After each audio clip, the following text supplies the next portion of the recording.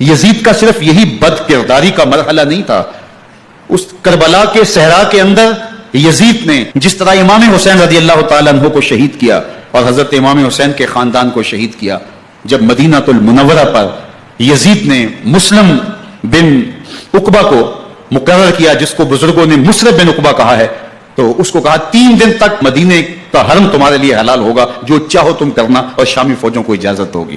تو وہاں بھی انہوں نے 10,000 تابعین اور 700 صحابہ کو شہید کیا۔ حضرت ابو سعید خدری رضی اللہ تعالیٰ عنہ گھر سے باہر نکلے، کافی بوڑھے ہو چکے تھے، تو انہوں نے حضرت ابو سعید خدری کو پکڑ لیا، کہا تم کون ہو؟ کہا مجھے ابو سعید خدری کہتے ہیں۔ تو کہا ہاں تمہارا نام سنا ہے، اور داڑھی سے پکڑ کے کھینچا اور کہا کہ ہے تمہارے پاس جو ہمیں دو؟ تو کہا کہ میرے پاس تو کچھ بھی نہیں، میں تو فقیر آدمی ہوں۔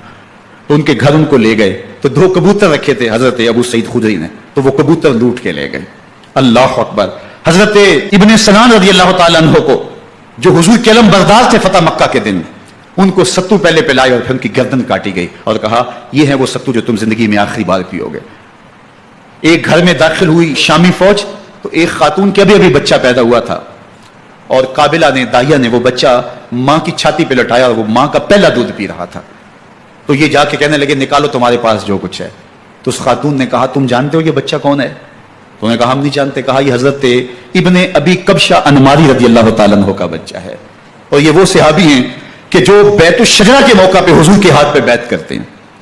انہوں نے اس چیز کا لحاظ نہ کیا کہ جو کچھ ہے وہ ہمیں دو، ورنہ تیرے بچے کو نہیں چھوڑیں گے۔ تو ماں بچے سے مخاطب ہو کے کہتی ہے، ابھی بچہ پیدا ہوا ہے اور ماں سے پہلا دودھ پی رہا ہے، کہ بیٹے اگر میرے پاس کچھ ہوتا، وہ قیمتی سے قیمتی چیز بھی ہوتی، تیری جان کے لیے قربان کرتی، لیکن اس وقت میرے پاس کچھ ہے نہیں۔ تو ایک شکی آگے بڑھا اور بچے کو ایک ٹانگ سے پکڑ کے کھینچ کے دیوار کے ساتھ پٹک کے مارا، جس سے دماغ کا بھیجا نکل گیا۔ کیا کیا زیادتیاں نہیں کی۔ 700 صحابہ حرہ کے واقعہ میں شہید کیے یزید نے، اور 10,000 تابعین شہید کیے۔ مسجد نبوی میں منبر رسول کے ساتھ گھوڑے باندھے، اور وہ منبر رسول اور مصلی رسول کے قریب لیڈ کرتے رہے۔ حضرت سعید عبد المسیب فرماتے ہیں میں نابینا تھا اور حضور کے روضہ انور کے پاس بیٹھا تھا، اور یزید کے سپاہی آتے، جو بھی مسجد میں نظر آتا پکڑ کے لے جاتے، مجھے نابینا سمجھ کے چھوڑ دیتے، لیکن میں پریشان تھا کہ ظہر کا وقت ہوگا، عصر کا وقت ہوگا، مغرب عشاء کا وقت ہوگا، نہ اذان، نہ اقامت، نہ جماعت، تو کیسے مجھے پتہ چلے گا کہ نماز کا وقت ہو گیا، اور کیسی میری نمازوں کا کیا بنے گا؟ میں اس فکر میں بیٹھا تھا۔ لم ازل اسمع الاذان والاقامت من قبر رسول اللہ صلی اللہ علیہ وآلہ وسلم۔ فرماتے جب بھی پھر نماز کا وقت آیا، گنبد خضرا سے اذان کی بھی آواز آئی، اقامت کی بھی آواز آئی۔ 3 دن تک مسجد نبوی کے اندر گھوڑے بندے رہے اور مدینہ کی حرمت پامال کی۔ مدینہ کے گھروں کے اندر یہ بد کماش داخل ہوئے، اور جو بدکاریاں انہوں نے کی، کلیجہ منہ کو آتا ہے۔ 1002 شیزائیں ان بدکاروں کی بدکاریوں کی وجہ سے کواری حالت کے اندر حاملہ ہوئی۔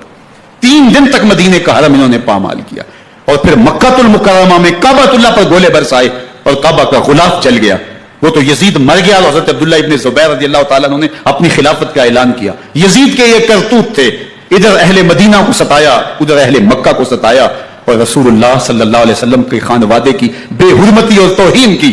نہ صرف انہیں قتل کیا گیا، ان کی لاشوں پہ گھوڑے دوڑائے۔ ابن سعد شمر جو ہے وہ خیموں میں داخل ہوا اور مخدرات اسلام چادریں چھیننے کی کوشش کی۔ حضرت زینب سلام اللہ علیہ نے مخاطب ہو کے کہا ہمارے چہرے کے رکھوالے چلے گئے ہیں، ظالم تو خیال نہیں کرتا ہم رسول اللہ کی بیٹیاں ہیں۔